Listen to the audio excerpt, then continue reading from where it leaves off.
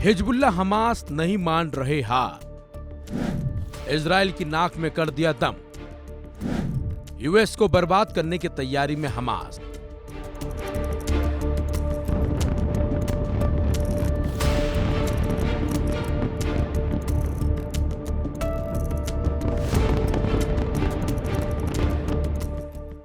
Israel और Hezbollah के बीच भयंकर युद्ध हो रहा है। इस युद्ध का अंत कब होगा, इसके बारे में किसी को कुछ नहीं पता। वहीं अर्थशास्त्री युद्ध में उलझी दुनिया को लंबे समय तक बनी रहने वाली आर्थिक मंदी की चेतावनी दे रहे हैं।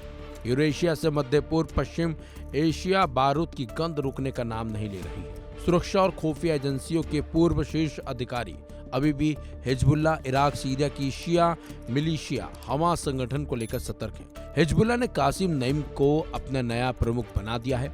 इजराइल में लंबे समय तक रह चुके सूत्र का कहना है कि तेल अवीव में शांति नहीं है।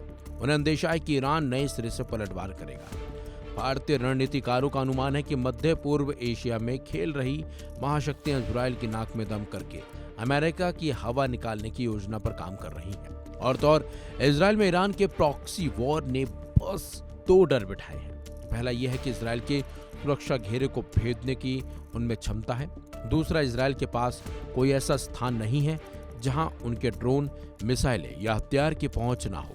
वहीं प्रधानमंत्री बेंजामिन नेतन्याहू की आवाज को निशाना बनाने का मकसद भी यही था। वह इजराइल से बदला लेने के लिए विश्व शिया मिलिशिया करीब एकजुट हैं। शिया मिलिशिया का सबसे बड़ा नेता ईरान है। ईरान का सबसे बड़ा और मजबूत प्रॉक्सी हिजबुल्लाह है। हिजबुल्लाह का नेटवर्क फिलिस्तीन के आतंकी संगठन हमास, यमन के हुती विद्रोही और इराक शिया मिलिशिया के साथ तालमेल बनाता है।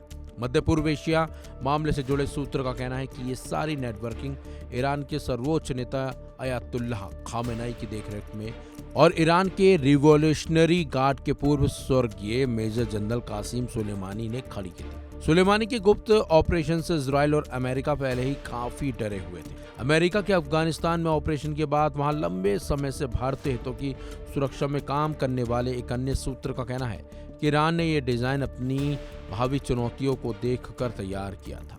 माना जा रहा है कि इजराइल के घातक भयानक नुकसान वाले हमले, उसकी तकनीकी क्षमता, खुफिया ऑपरेशन में महारत आदि के बाद भी प्रॉक्सी वॉर के लड़ाकों में वो डर नहीं बैठा सका है जिसकी इजराइल के रणनीतिकार उम्मीद कर रहे थे। वैसे भी अफगानिस्तान में अमेरिका की सैन्य वापसी ने प्रॉक्सी वॉर के योजनाकारों को नया बल दे दिया है।